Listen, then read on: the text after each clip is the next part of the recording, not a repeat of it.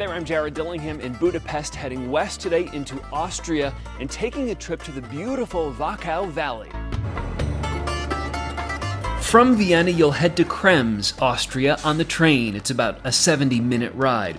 From here, you can rent a bike on your own from one of the shops in town or opt to take a tour. In this case, I think a tour makes sense because the guide will have your route and all of your wine tastings arranged. And before long, you'll be riding through the vineyards of the Wachau Valley. They're all small, family-owned, and produce 95% white wines.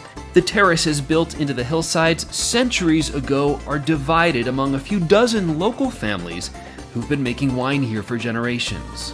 The winery for my grandparents. Among them, Maximilian, who returned to reopen his family's historic vineyard about a decade ago. The families had the winery for 5 generations. The house, though, dates back more than 1,000 years. That's a cannonball lodged above the doorway from a Napoleonic war. The lines and dates on this wall show how high the Danube River crested in major floods over the years. See the 2002 on top? That would have been well over my head standing here.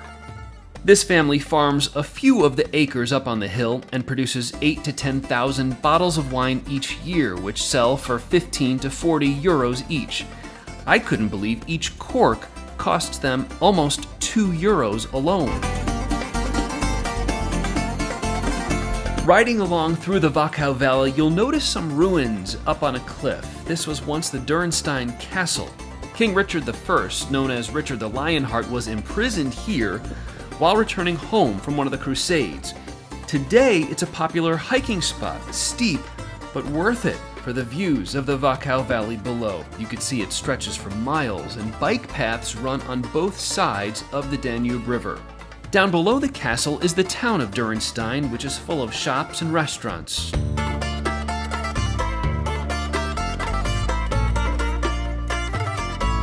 You could ride as long as you like riverside along the flat paths before returning back to Krems. The culture here is deemed so significant, the entire Wachau Valley is a UNESCO World Heritage Site. Yes, I did taste those grapes as they were on the vine there, and they were surprisingly sweet. I thought they'd be a bit sour with big seed inside or something. Delicious, very sweet, and a very enjoyable day in the Wachau Valley.